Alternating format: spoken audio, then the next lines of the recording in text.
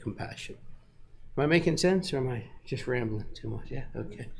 I'm still flustered from calling Peter Valdo and vice versa. I don't get out much, So, all right.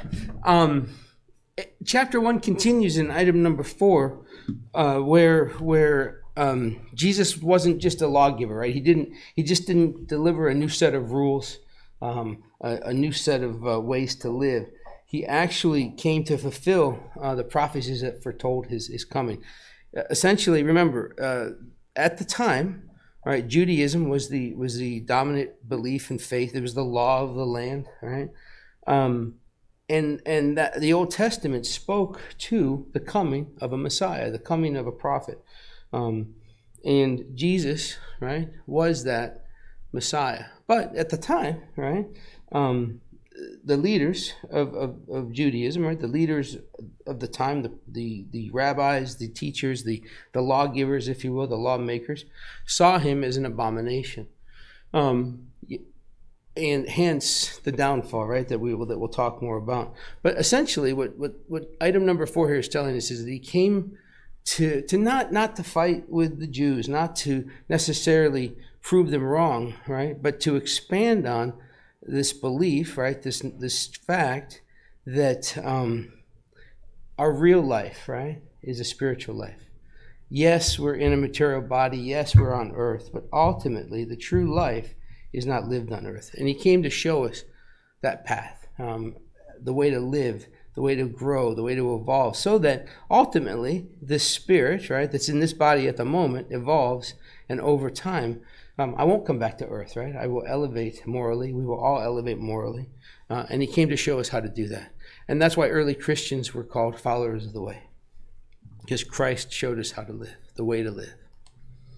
So in the Spirit's book, in question 25, Kardec asked, what's the most perfect standard that God has offered to humankind as a guide and a model? You guys know the answer, right? The title of the talk gave it away, right? No, not. See, that's why I don't do this so much. This is not my knowledge. But thank you, Tim, for that vote of support. Right? You knew it. You knew the answer. Jesus, right? Kardec was told by the spirits that Jesus is the highest standard of moral perfection. There's never been any better teacher or example to walk the earth. And that God offered him as his most perfect model for us to learn how to live, and so that we could experience the expression of God's love. Christ walked the walk, if you will, talked the talk, and to the end of his physical existence was a shining example of exactly what he taught and how we're supposed to live. Question 621, right? Kardec being the academic, right, that he was, the analyst that he was. He says, well, okay, where's this law of God written, right? Where is that? Now this one might be a little bit harder. Do we know where it's written? A lot of people will say the Bible, which isn't necessarily wrong.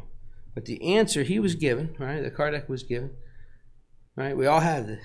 Anybody want to guess? What's that? Ten Commandments? Well, that's I think we'd find some of that content here for sure, right? In the conscience, okay? Right, definitely in the conscience, some of that exists, right? We know that, right?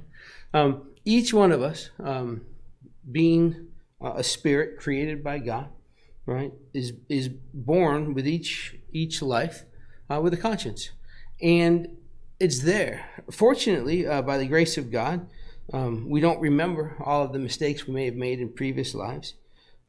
We definitely have the knowledge of right and wrong here with us. And then Kardec follows up with a very obvious question that I don't think I would necessarily ask, right? Because it's very like, okay, the law is there, but how come it needs to be revealed to them? How come people have to be reminded that there's these laws and they should live by them? It's a very direct question, right? Why then does it need to be revealed to them? And this is a great answer, right? Because they've forgotten it and disregarded it. How often, I'll speak for myself, how often have I made the same mistake more than once? Right? How often have I wronged in some way more than once? Right? 1 time, 3 times, 100 times? I don't know. I guarantee it's more than once. And I guarantee you, most of those times, as I was doing it, I knew I was wrong, because I know right from wrong, right? But I rationalized it. I bargained. I negotiated with myself, right? Or I just claimed ignorance, right? Nothing terrible. I mean, nothing I'd go to jail for. But things I may not share with you, right? Right? Just some things I don't want to talk about, right? It's my problem, right? My issues to fix. The point is, we all have this written in our conscience, in our soul, and we choose to forget it, or we simply forget it, or we turn the other way. We walk away from it. We don't want to know the truth. I talk about this a lot in my talks, I think, definitely with some of you in conversations. The hardest part about coming here every Thursday, the hardest part about having some of these books on my shelf, right? The hardest part about reading some of these books every day is I know stuff now, right? When I didn't know stuff, it's no big deal when I messed up, right? I didn't know, right? I could claim I didn't know. But the more I study, the more we study, the harder it becomes to do wrong, or I shouldn't say do wrong, but to not make the best choice, and live with myself in the sense of not wanting to get better. So knowledge is power, as they say. Ignorance is not necessarily bliss, right? Because the more I feel this, the more I feel like I'm disregarding it, the more I'm reminded that I have everything I need right here in my conscience, the better person it makes me, right? One day at a time. So I share that with you simply to say that we're all in the same boat, right? We've forgotten it or we disregard it, but we have the ability each day to choose to get back on the wagon. We have the ability to choose to make better choices. And that's what Christ taught us, and that's what tonight is all about, learning or remembering that we have the rules, we have the laws in our conscience. We're going to make mistakes, and that's why we're here, to grow from them. So let's move on. The gospel in chapter 17 is quoted here as saying, "Be perfect as your heavenly Father is perfect." Right? And that's been inferred. I've had different talks with different people of different faiths over the years. And I think that's one of the reasons Spiritism was so attractive to me. Is for those of you that have been coming here for a while, and maybe you're not a Spiritist, or maybe you're of another faith, has anybody ever tried to recruit you or convert you? Have they to Spiritism? Oh, Spiritism. Yeah, right, exactly. Good. I was going to say, because we don't do that. That's one of the things that I love about Spiritism. We don't come as you are, believe what you believe, right? We're all on our own journey. And this is one of the things that have come up in different talks over the years with different people, right? Especially people that don't necessarily believe in God or necessarily follow a religion. Let's say they're more agnostic, perhaps. But long story short, is this is awesome. This is frequently inferred by some to mean that you can become God, you can become divine, right? And that's not the way it was written. If you, I think there's another slide on this in a minute. But as you interpret this, if you read the various interpretations or versions of this, it actually this verse is actually talking about love in perfection like Christ, right? It's teaching us to love our enemy, teaching us to love perfectly, not that that we can become perfect like the Father or become a God, but rather that we can learn to love like Him the way He taught us. So essentially, what chapter 17 is stressing here is that it's not the case. I cannot become God. You cannot become God, right? We're created by God, but we will and can develop Christ-like perfection, right? Christ is a pure spirit, the purest who have walked the earth, and this floors people sometimes. Was Christ created pure? Is the question, right? Right? Will I become Christ-like? Right? That's the dilemma when we have these talks sometimes. Christ was created simple and lacking knowledge for the first time when He was created, His spirit. Just like me, just like you. And over time, over multiple lifetimes, right, He evolved and became a pure spirit. So pure, in fact, that God assigned him the responsibility of teaching us, right? How to be like him. Am I losing anybody, or is this making sense? All right, cool. I just think there's a trap door, like somebody's going to pull the cord, right? So that's what chapter 17 is stressing. We're not godlike. We're not going to be divine and become God. But we all have the destiny, right, to develop Christ-like perfection. Not today. Maybe tomorrow, right? It's going to take a while. All right. And then the essence of perfection is outlaid in the gospel, right? Is essentially Jesus showed us the definition of perfection. Love your enemies. Is there any better example than Christ? He prayed and forgave the people that were murdering him, right? He prayed for the people that persecuted him, right? He taught us to wish good for those that hate you. How many of you have people that have not been good to you? Do you pray for them? Do you wish for them to improve? Do you wish for them to get through their issues? I haven't always done that. I still have a hard time with one or two of them, right? I'm getting better, though. But this is what he taught us, right? Love your enemies, wish good for those that hate you, pray for those that persecute you. Love is the fullest sense of perfection. If we can love fully, if we can love completely, if we can love like Christ, then we are getting closer and closer to perfection. And they finally here, they say the practice of love implies the practice of all other virtues. If you're practicing love, it's hard to have your ego in place. It's hard to have pride in place, right? Because love supersedes and overlays all of that. Benjamin Franklin, and this is from the gospel. Benjamin Franklin is written here that he defined 13 virtues. I forget the name of his book. Does anybody remember? Any better historians out there? I don't remember. But he did write about 13 virtues. And when discussing humility, he wrote two examples. He says you should imitate Socrates, right? And you should imitate Jesus. Use them as your example, right? So this is not just Kardec and the spirits that helped him, right? This is a very well-known American founder, right? Inventor, all kinds of stuff. He said, imitate Jesus. Not a bad advice, yeah? And the logic here, right, why it makes sense is not only did Jesus teach peace, love, and humility, he lived it, right? We could talk about this for days. We could have whole lectures on peace, whole lectures on love, whole lectures on humility. But it's pretty obvious that Jesus encompassed all of these qualities, all of these virtues. And not only did he teach it, right, in his different sermons and gatherings, but he lived it. He walked his talk. And till the end, he was all three of these virtues. So much so, again, right, that we're reminded in the gospel that followers of the way, right, attempt to emulate Christ. Just because you fall down, just because you fail, just because you make mistakes, doesn't mean that you're not trying, right, to emulate Christ. There's no expectation, if you're here on earth, to be perfect, right? That's why we're here, right? Earth is not a super elevated planet, if you will, as far as morality, right?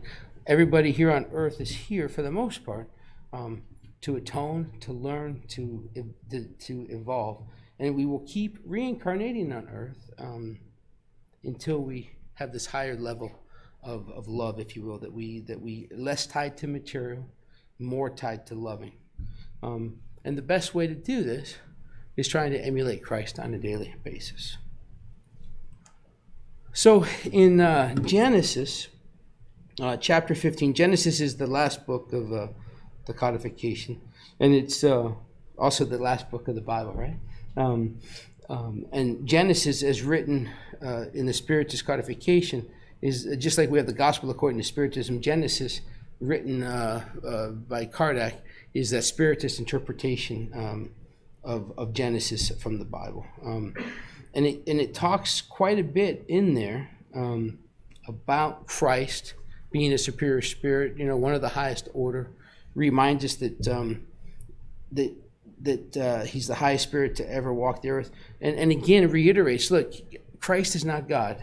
That was hard for me early in life to understand, because many of us, I think, if we grew up in a traditional Christian faith, we learned the Holy Trinity, right? Father, Son, Holy Spirit. So whenever I have these discussions with folks, which doesn't happen often, right? You don't talk religion right, very often, right? Because it leads to, what is it?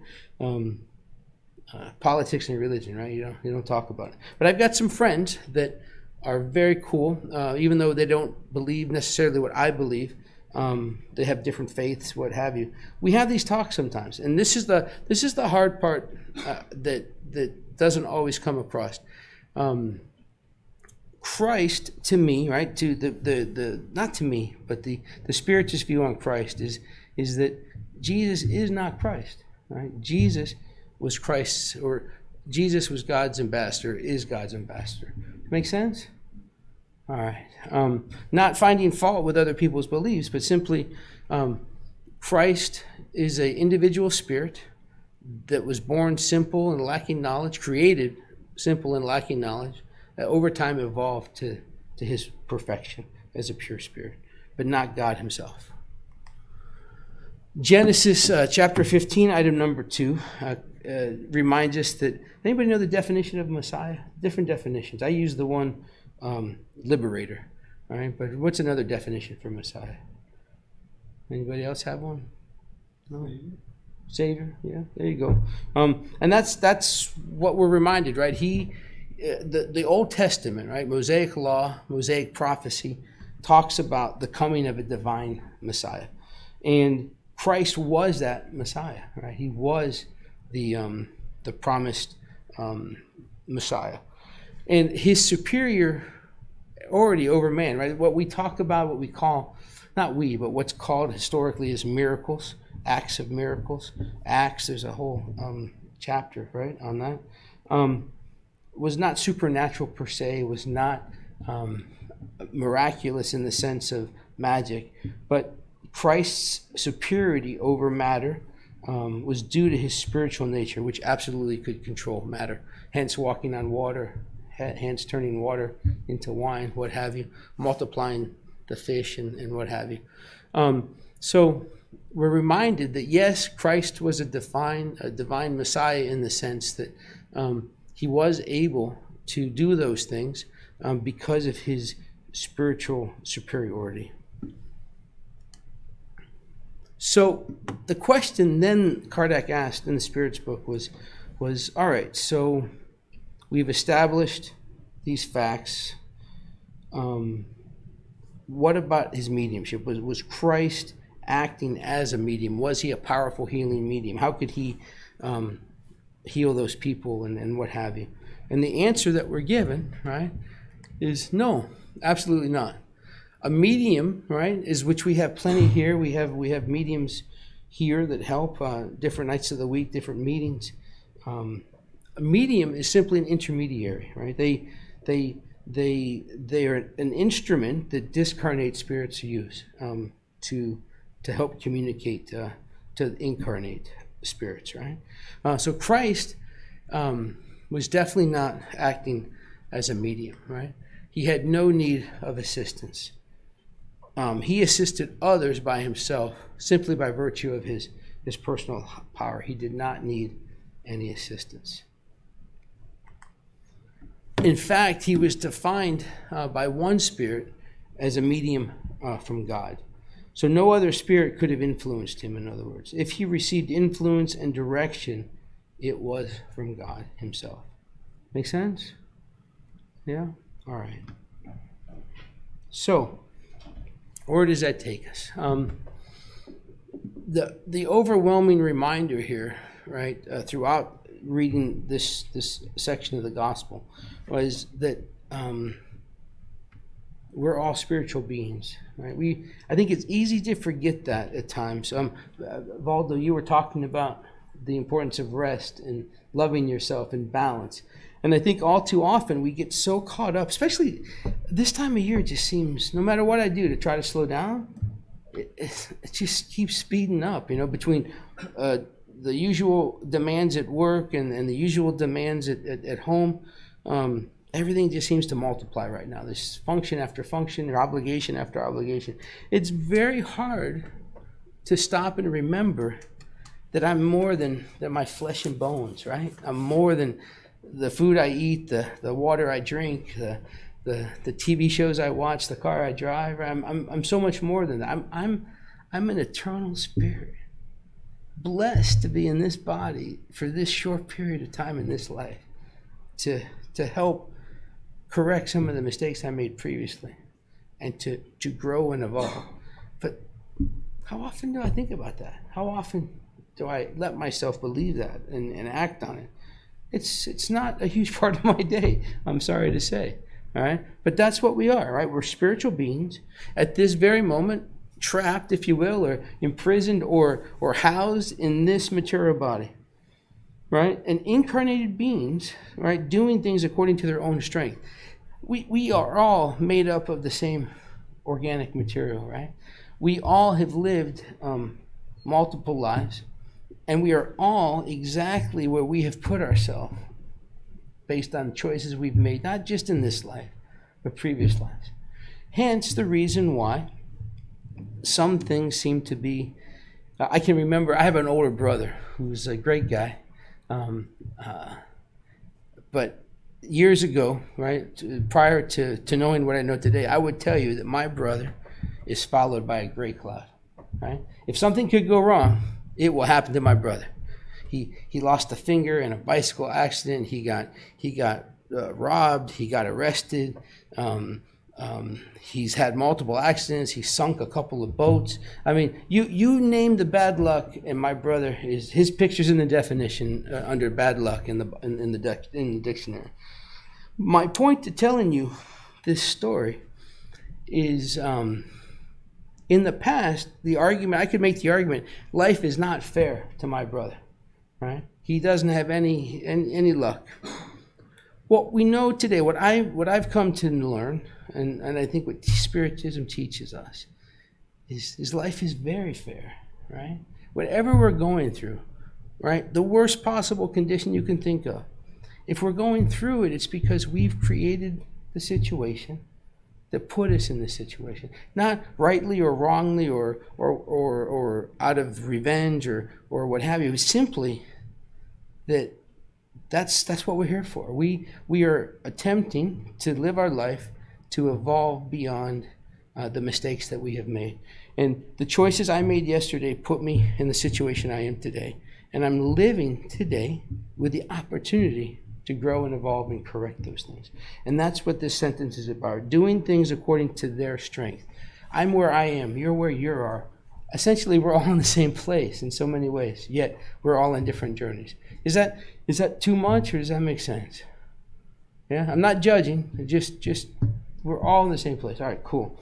All right, the great news is the last sentence, right? We all evolve and become more Christ-like. Is it easy? No. Is it painful? Yes. Can we speed it up and lessen the pain to some degree? Absolutely. Just got to make better choices more consistent. It's that easy. Go home. Wait, there's more. Wait, we had 2 hours, right? Yeah? 2.5, thank you. We have a break in between or no? Okay, all right. All right, so to start tying this up a little bit, okay? According to Spiritism, Christ is not a savior, right? You don't have to accept him as your Lord and Master. You don't have to see him as a God. We don't look at him like that, right? He's not God. He's definitely not the only Son of God. We are all children of God. We're all created by God, just like Christ was, right? He's one of many pure spirits, the purest that has walked the earth, right? Nothing new here, right?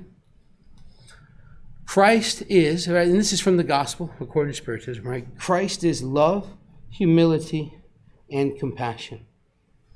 And as such, pride and selfishness are incompatible.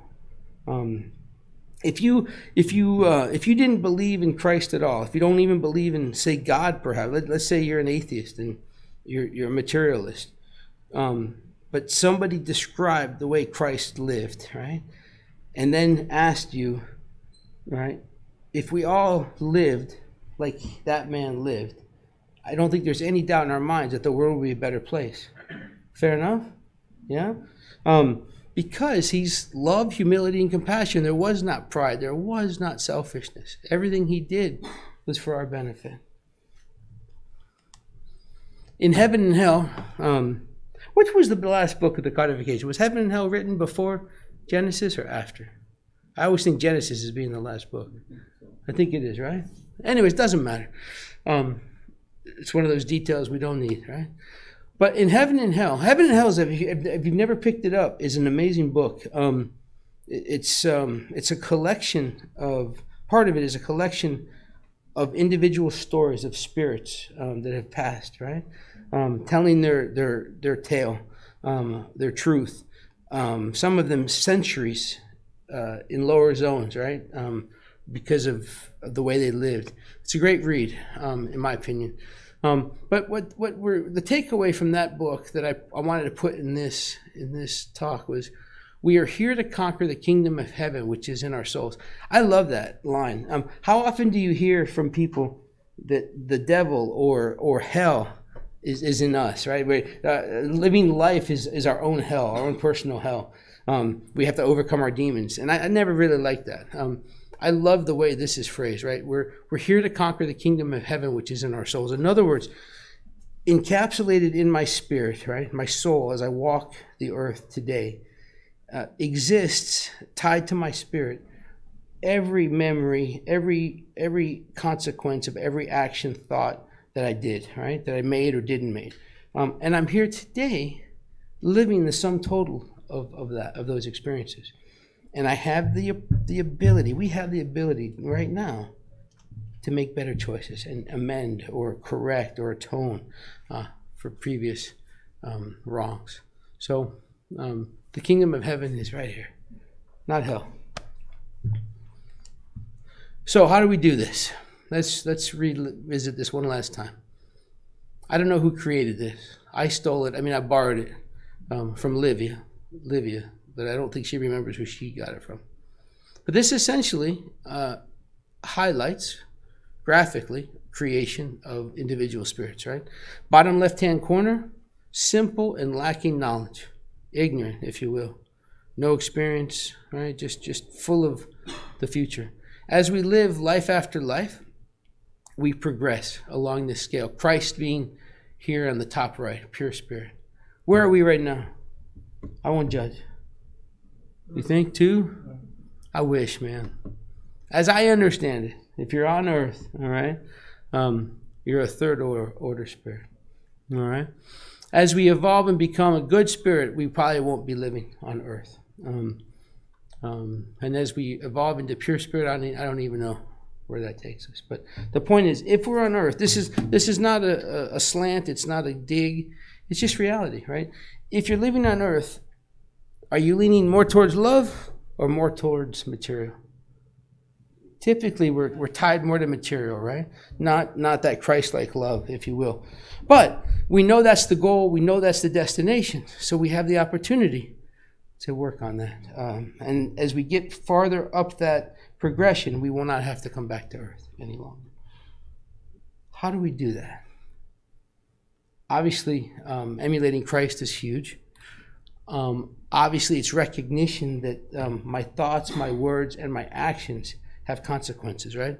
I like to call that, or we like to call that, cause and effect, right?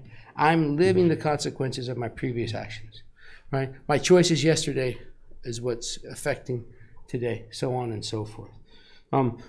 At every given moment, I love, if you ever get a chance, there's a book, it's huge. I'm kidding, it's about that big, right? It's called The Precious Present. And it's all about the present moment, right? It's a gift, right? You can't change yesterday. Or has anybody figured out how to change? Okay, because I haven't figured it out, right? You can't change yesterday. Can you really control tomorrow, a year from now, 5 years from now, right now? Because it's not here, right? You can be anxious about it. You can experience anxiety about it. But the only real moment that you can control, that you have the power to really do anything about, is right now. This very moment, right? So in each one of these moments, if we make a better choice, the consequence, the effect is going to get better and better over time. Again, sounds so easy, right?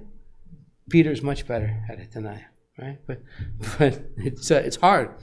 And ultimately, to wrap up, we have no better teacher, no better example than Christ.